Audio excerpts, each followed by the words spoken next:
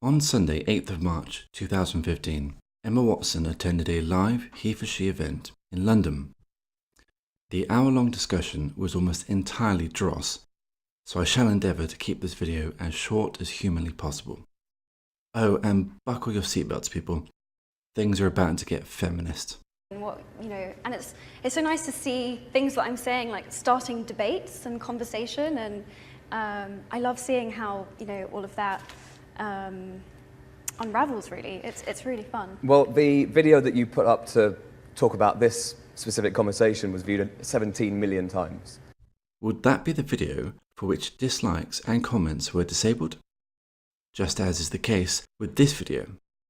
Hardly encouraging debate now, is it? But what was the mission statement? What was going through your head in the morning of that speech? What was the mission statement you wanted to get across? I guess I really wanted to communicate that gender equality historically has been predominantly a women's movement for women. But I think the impact of gender inequality and how it's actually been affecting men hasn't really been addressed. So I really wanted to make that one of the clearest messages in my speech.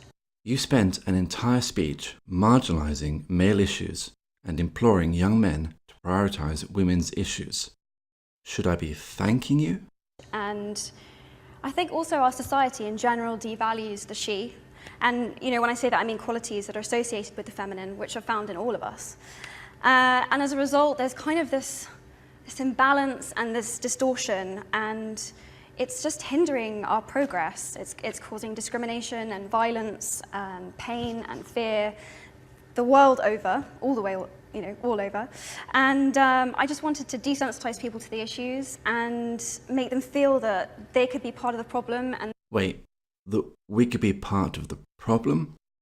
I sincerely hope that you meant solution. Unless you meant the final solution?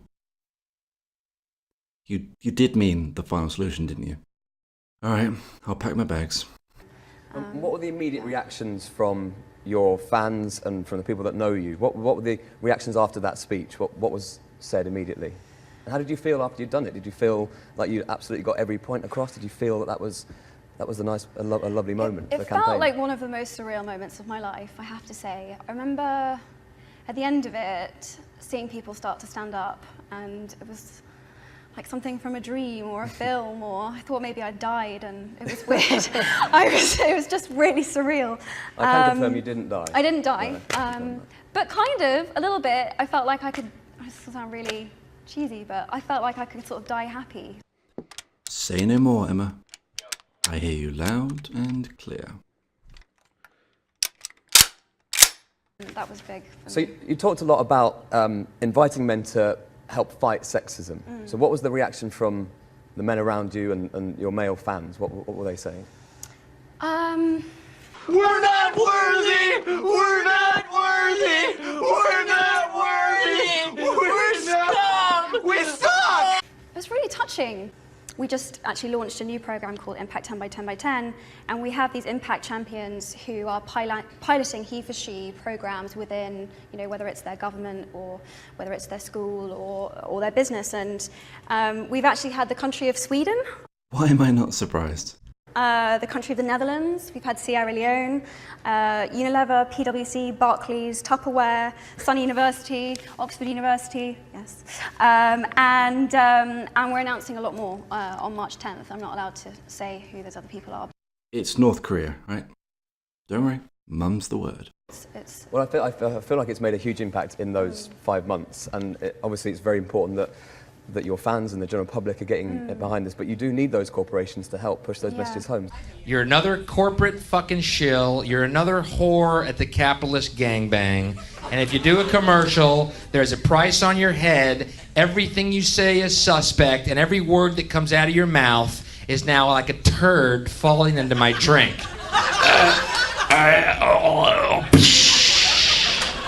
It's just so overwhelming and humbling when men want to show their support like that. It's just so nice. It really is. And it does spread awareness, and it does make a difference. And even if like 2 people on that night asked him what his, what is your cufflink? What does that mean? What is that? And he said, oh, well, I'm taking a stand for gender equality. Yeah. You know, that in itself, it's huge. So what are some of the things that you're asking your Facebook fans to do to be part of He for She? What are some of the things that they could actually, you know, take part in or do? Have an amazing number of male Facebook fans, and I need to check the number because it's so many, it's so crazy, I can't even believe it. But yeah, we only have 200,000 commitments on heforshe.org. How very interesting. Miss Watson's Facebook page has over 30 million fans, a significant portion of whom are male, and yet only 200,000 people have signed up to He for She. Well, I hate to have to tell you this, Emma, dear, but it rather seems as though these men aren't interested in you for your views on feminism, if you follow. Furthermore, the host claimed earlier on that the He for She UN speech had been viewed over 13 million times, yet they've received only 200,000 signatures. Very interesting indeed. And, you know, and then I think it's really cute. I asked my younger sister this morning, I was like, what would be the one thing that you would want from the boys in your life, from the men in your life? And she went, I just want them to play with us. Now, boys love playing with girls. Reticence to do so only arises after the boys try playing with the girls and realise that these particular girls happen to be wet fucking blankets. If you, as a girl, are cool to be around, boys will want to spend time with you. If you're a cunt, they're going to tell you to get your own treehouse. That's all there is to it. You know, and again I was like, well, that translates at every level. Like, we just want to be included. We just, you know, we just want to be included. Last time I checked, there is not a single space, physical or figurative, in which girls are not allowed. Allow me to respond to the story of her younger sister with one of my own. One summer's day, my younger brother, sister, and I were hanging out together in my father's back garden. I had spent the majority of the day theretofore focusing most of my attention on my sister, who I loved to bits, and I had begun goofing around with my brother instead. She immediately felt left out and began to demand that I let her play too. Since my brother was 15 at the time and my sister just 7, the games we were playing were just too physically demanding for her. I promised that she and I could play something else together in just a little bit. Alas, she went off in a strop. With all due respect, that is precisely what women, or should I say feminists, sound like to me when they complain about not being included. And another sort of anecdote is that, you know, a lot of the, just a lot of the criticism I've ever had in my life, some of the harshest moments of criticism or some of the hardest moments I've had have been comments from other women. And, you know, it's not just enough to ask men to come in and support us. We really need to support each other. Then why the fuck is your campaign called He for She, Emma? Why have you in 2 speeches failed to mention a single issue affecting men which women need to start addressing? Actions mean more than words, darling. Massively. You talked a lot about in your speech for the UN about the term feminism, and I suppose making sure people understand what you mean by that and what people mean by the term feminism. That I mean, what's your understanding of it, and what did you want to try and put across? Because there's lots of people. I think lots of people don't know what that necessarily means. Are you fucking kidding me? Has the meaning of feminism become the most pressing philosophical question of our time? Because it's just so darn hard to pin down. If only we knew. What does feminism mean? What does it mean? We all fucking know what it means. And I swear to Darwin, if you get out a dictionary, I will beat you to death with it. And I think you said something like it was not a dirty word, but it was a word that people are afraid of using. People are reluctant to use it. Why do you think that is? Because I think people associate it with hate, with man hate. And that's really negative. And I don't think that's what feminism is about at all. I think it's actually something incredibly positive. So I think that's why women became very reluctant to use that word. But I think that's changing, which is really cool. I'm aware of a lot more male feminists now than I was a few years ago, and it's really heartening. Those are called white knights. They just want to fuck you. You could be into Scientology for all they care. So long as the hope of getting in between your legs exists, they will debase themselves like cold turkey meth addicts in a squalid alleyway. Men think it's a women's word, that it's only women, it's only for women. But it really just means that you believe in equality. And if you stand for equality, then you're a feminist. Sorry to tell you. Nice one. I'm now just one phrase away from getting feminist bingo. Oh, and if you believe in equality, then you're a men's rights activist. For example, after I gave my speech in September, I wasn't going to talk about this, but it's coming up. You know,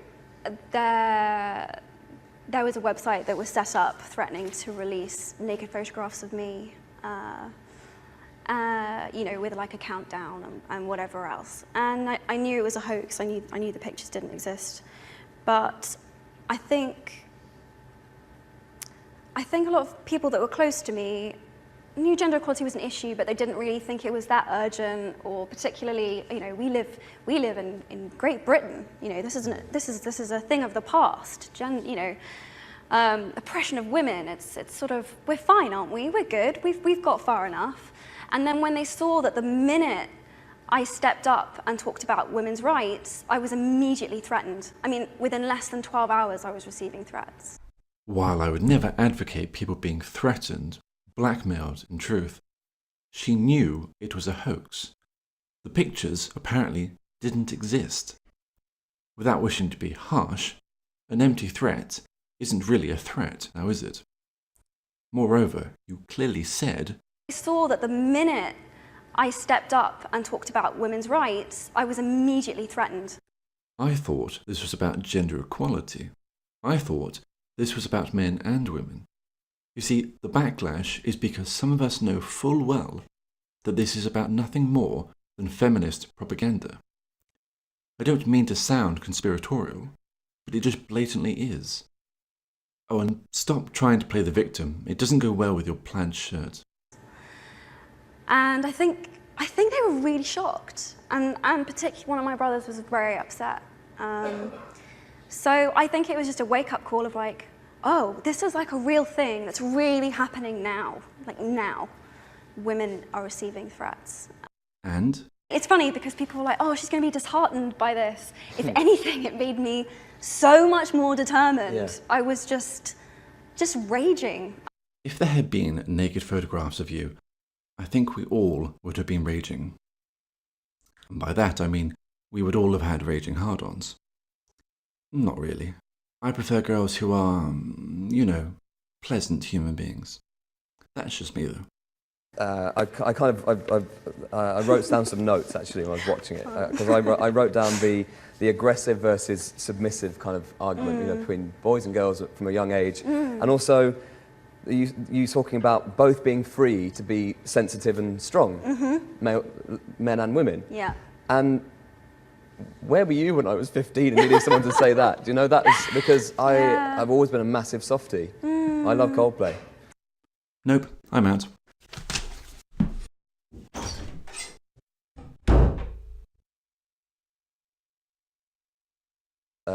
Emma put on your Facebook fan page, give me some questions and I will try and answer them. There were so many questions that what we decided to do was we looked through them and just thought of the big themes, okay, of the questions. There was quite a lot of discussion about gender equality in the developing world, and that's obviously a huge problem, as we mentioned earlier, about the traditional route in many countries would be for boys to go to school, secondary school, girls not to. How does that make you feel, first of all, and what would you like to see over the next few years? How about feminism stops pissing people off in the developed world, where there are no serious issues to be tackled, and instead focus all its efforts on helping women with genuine needs, such as in Muslim countries, for example. How about you all bugger off to Saudi Arabia or Pakistan? And I think even in Britain, we have an equal number of women at university as men, but then at a certain point, we're just dropping out. We just aren't being encouraged into those leadership positions. We're just not. We're not getting past a certain point. And so, yes, it needs addressing abroad, but it still needs addressing here. Thought as much. Fuck those women in Saudi Arabia who aren't allowed to drive. Fuck those girls in Pakistan who are being married off at as young as 6 years old in order to resolve tribal feuds. Women in the West are attending university and then having to work hard for their jobs, don't you know? Glad to know feminism has its priorities in order. In the West, we're not there yet at all. We've still got so much work that we need to do and that we need to pioneer. What do you say to the people that message you on your social networks and say, someone said I can't do an engineering course because I am a girl? And this must be, it's regular, isn't it? People say these sorts of things. Bullshit. Who has ever heard someone tell a girl or a young woman that she can't, for example, be an engineer because of her sex? When the fuck does that ever happen? That was a crazy moment for me. It was, not really thinking. I just responded immediately to this girl who texted saying, my dad says girls can't be engineers. And I just said, well, and what can I do, about this? I said, well, go and be an engineer. Just go and prove them wrong. Just, you can do it. And then within, a couple of hours, 3 or 4 different engineering academies, fellowships, whatever else had contacted her and said, women can definitely be engineers and we'd love to help you do that. And that's amazing. Sure, but it also proves that there is nothing stopping women from entering the STEM fields. Nothing at all. There are engineering academies actively looking to recruit young women on social media. And feminists have the gall to claim that society discourages them from pursuing STEM subjects. Again, this is a non-issue. Media states you earn less in your film roles in the Harry Potter series than Daniel Radcliffe and Rupert Grint. Is it true? And how can we address the issue of unequal pay between men and women? Good question. Thank you. Interesting question. Thank you. I don't think I would ever even dream of complaining about my personal circumstances. But yes, there is a big problem in my industry, in the film industry, in the industry which I work.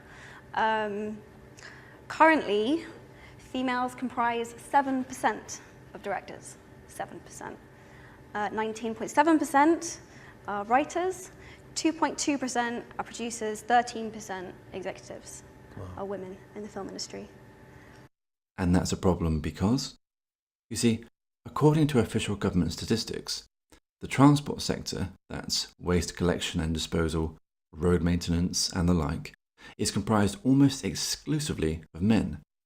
Only 6% of transport workers are female. Funny you never mentioned that. Which needs to be addressed. So yeah, thank you for the question. Hold on, didn't that woman ask you? Media states you earn less in your film roles in the Harry Potter series than Daniel Radcliffe and Rupert Grint. Is it true? Well, Emma chose not to answer that question, which leads me to assume that she was paid as much as, if not more, than one or both of her male co-leads. Admitting that would have ruined the narrative though, right, Miss Watson? I think there's an awareness, but 7% of directors are female. 6% of transport workers are female. For some reason, women are still in a place where we feel like we need to be given permission. Like we need permission to be our full selves, to use our full voice. That's to do with a lack of self-esteem, dear. Something we see in both men and women. Neither the state nor men, I'm afraid, are responsible for women lacking the willpower to succeed of their own volition. As reported in The Guardian this morning, 85,000 women are raped in the UK a year. 85,000. That's where we're at. Gosh, that's an awful lot. That's absolutely Terrible. Let me just take a look and see what the Office for National Statistics has to say on the matter. According to the latest Violent Crime and Sexual Offences report, there were 20,745 incidents of rape during the previous year. Of those, only 60.3% were convicted. When one considers that a small percentage of those incidents will have involved male victims, then one can only reasonably assert that approximately 12,000 or fewer women were raped during the last year for which we have official statistics. So that's 12,000, not 85,000. I was also fascinated to discover that perhaps as a consequence of all this feminist rape hysteria, the number of reported rapes had increased by an enormous 26%. Concurrently, however, we have seen the number of convictions drop from 63.2% to 60.3%. I will leave you to decide for yourself why that statistical anomaly may have occurred. 16% gender pay gap. Fucking bingo.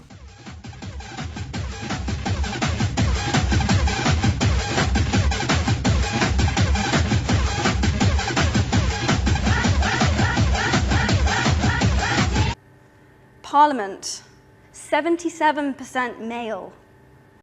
Well, we live in a democracy, my dear, so unless you intend on rigging the vote, and I rather suspect you lot are thinking just that, you will have to accept it. I didn't vote Conservative or Lib Dem, but that's what we fucking got. Deal with it. Also, just look at her face when she says male. It's fucking priceless. 77% male. Oh, I mean, right on, Emma. Men are just the worst. Oh, I mean, oh, God, just, oh, men. That is a grade A fucking scowl. I mean, just tell me there isn't a problem here. Just tell me there isn't a problem. It just doesn't make sense to me that we're so not there yet. Someone about, first world feminism, that's, who cares about that? And I find this really confusing because I'm like, surely I've been incredibly privileged and I haven't been held back because I'm a girl, but surely it's therefore my responsibility to make sure that other women have access to the same privileges that I have. Yep, it's called Saudi Arabia and Pakistan. I'll pay for the plane ticket myself if you want. And don't worry, I'll pack some hand sanitizer for when you get there. Surely surely it'd be bad if I wasn't doing this. Like,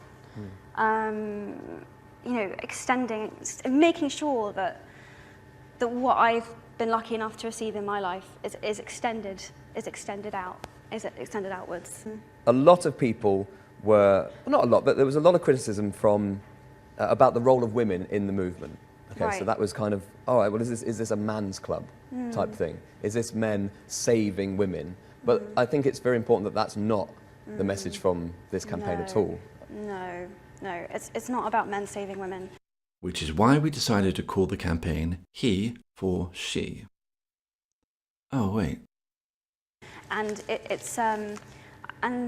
I think it's a misunderstanding. I think women are already in the club. We're already in the club, and because it's our movement. It's our movement. It's not a men's club. It's an equality club for both genders. It's an equality club for both genders. It's about men coming in support of women and women coming in support of men. Guys, I've just had an idea. Why don't we call it All for All? No, you're going to go with He for She. Okay, no, that's absolutely fine. Yep, okay. He for She. Another controversial question, actually, is about what are you doing to address the discrimination against men or violence towards men from women? Well, first of all, we're even acknowledging that it exists because I think people don't think this is a thing. Again, it's like I don't think in the past we've addressed how men are suffering as a result of gender inequality. This has not been part of the conversation. But it is. You know, men are the recipients of violence and abuse and discrimination. And I think just acknowledging it, first of all, is a big step. And then, you know, we're also trying to give them a safe space where they feel like they can talk about these issues, where there previously, you know, wasn't before. We have a space, or that is, we are trying to create one online and in person, but feminists keep trying to fucking silence us. Are you unaware of this? Or are you just being a cunt? Because feminists fucking hate men's rights activists, and every single member of the men's rights movement knows this to be the case. We post videos on men's issues, and feminists have them taken down. We get together in person to discuss the state of the movement, and feminists not only try to prevent it from taking place, but then take to the streets to protest it. Fuck off. Yeah. Hi Emma, I'm Thomas.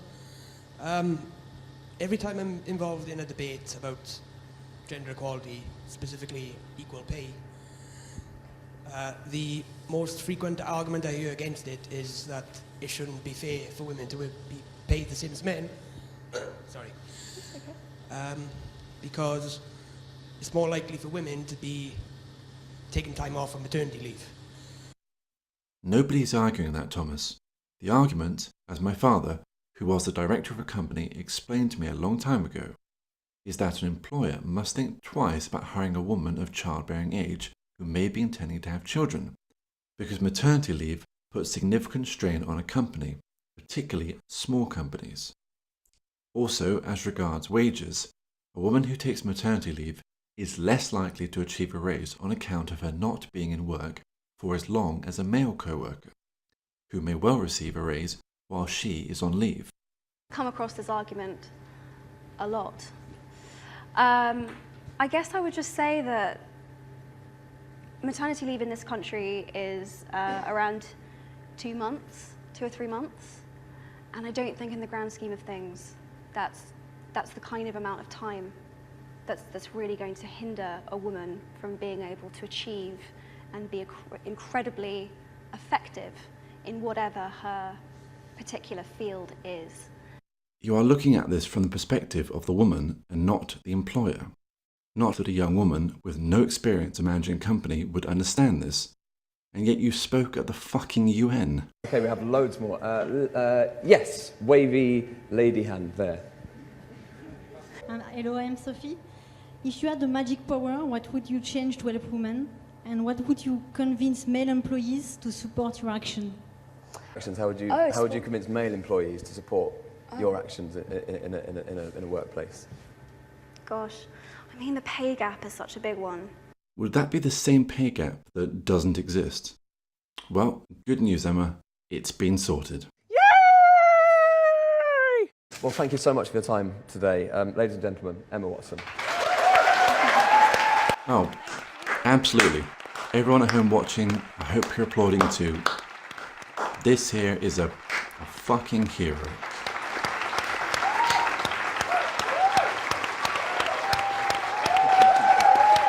A lovely crowd, lovely audience. Thank you for your question. Give me a break.